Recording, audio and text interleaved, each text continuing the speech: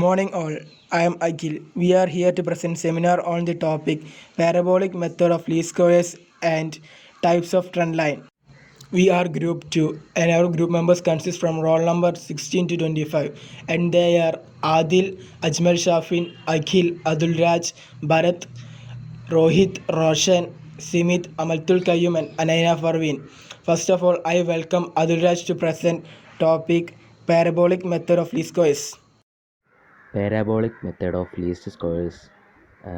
This method of least square is used only when the trend of a series is not linear but curvilinear. Under this method, a curve of parabolic type is fitted to the data to obtain the trend values and to obtain such a curve. അത് ഈ curve near ആയിരിക്കുമ്പോൾ മാത്രമാണ് സ്ക്വയറിൻ്റെ ഈ least parabolic method of least square എന്ന രീതി ഉപയോഗിക്കുന്നത്. ഇത് ഈ ശ്രേണി അതായത് ഈ ഡാറ്റ ഒരിക്കലും ലീനിയർ ആയിരിക്കില്ല. ഈ രീതിക്ക് കീഴിലെ ഡാറ്റയുടെ ട്രെൻഡ് വാല്യൂസ് നേടുന്നതിനും അത്തരമൊരു കർവ് നേടുന്നതിനും പാരബോളിക് തരത്തിലുള്ള ഒരു കർവ് ഫിറ്റ് ചെയ്തിട്ടുണ്ടാവും.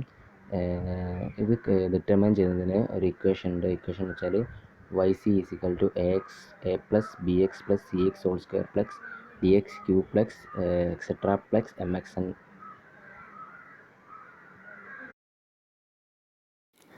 Parabolic method of least square ഇതിൻ്റെ ഇക്വേഷൻ ആണ് yc is equal to a plus bx plus cx square where yc represent the computed trend value of y variable, a the intercept of y, b the slope of the curve at the origin of x and c the rate of change in the slope.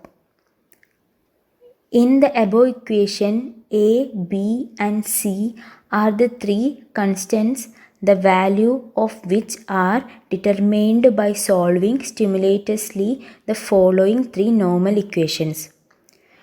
Sigma y is equal to na plus b sigma x plus c sigma x square. Sigma xy is equal to a sigma x plus b sigma x square plus c sigma x cube.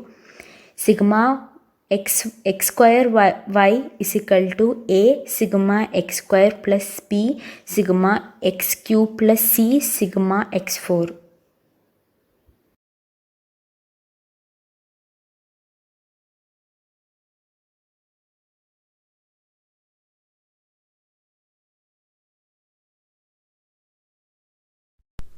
Types of trend lines.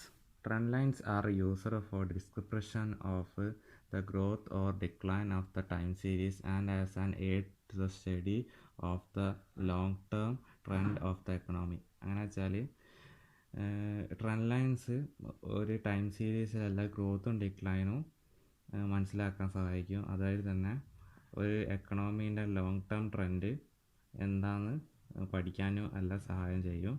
There are different types of trend lines and the use of these type of trend lines depend upon the type of data we have.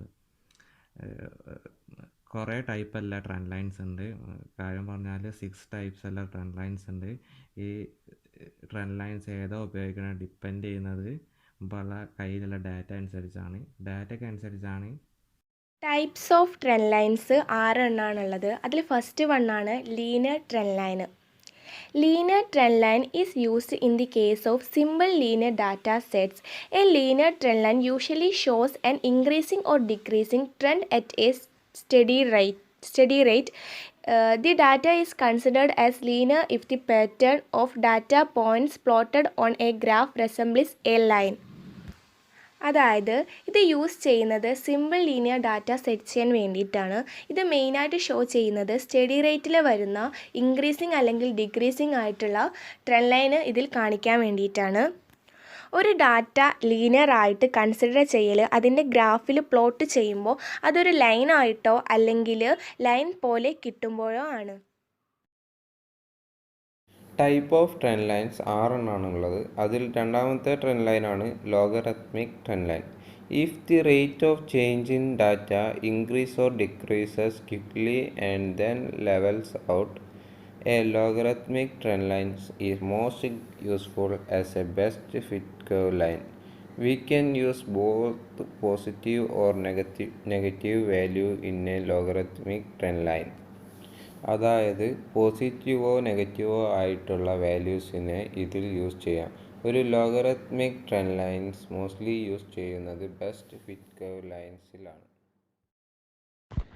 Types of trend ലൈനിൽ 2 points ആണ്, polynomial ട്രെഡ് ലൈനും power ട്രെഡ് ലൈനും. ഈ polynomial ട്രെഡ് line എന്ന് പറഞ്ഞാൽ polynomial ട്രെഡ് line is A curved line which is used when data fluctuates.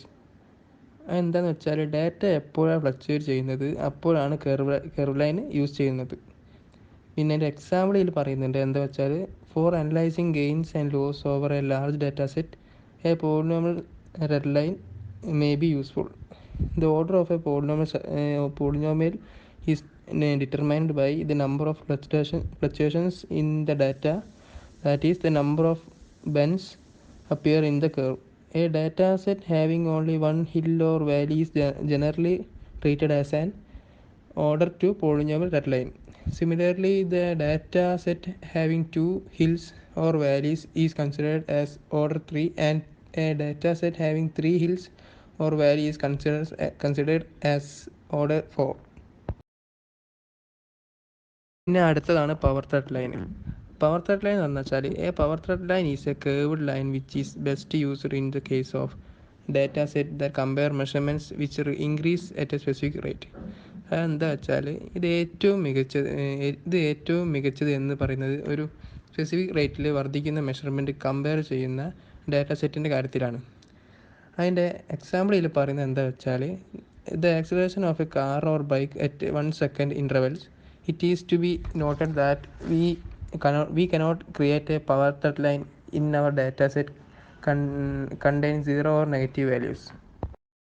Types of trend line 6 എണ്ണാണുള്ളത്. അതിൽ 5th point exponential trend line.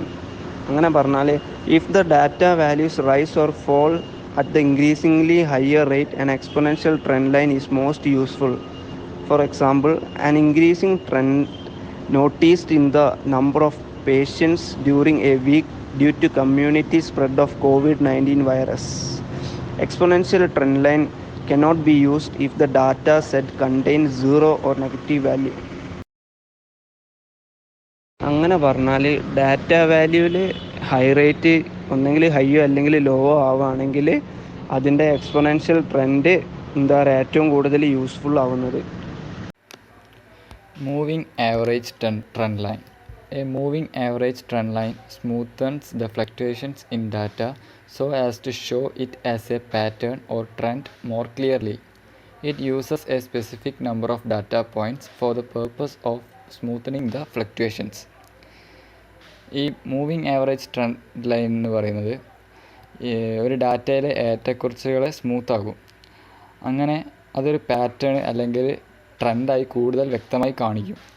ഈ വരുന്ന ഫ്ലക്ച്വേഷൻസ് സ്മൂത്തൻ ചെയ്യുക എന്ന ഉദ്ദേശത്തോടെയാണ് ഇതൊരു നമ്പർ ഓഫ് ഡാറ്റ പോയിൻറ്റ്സായി ഉപയോഗിക്കുന്നത്.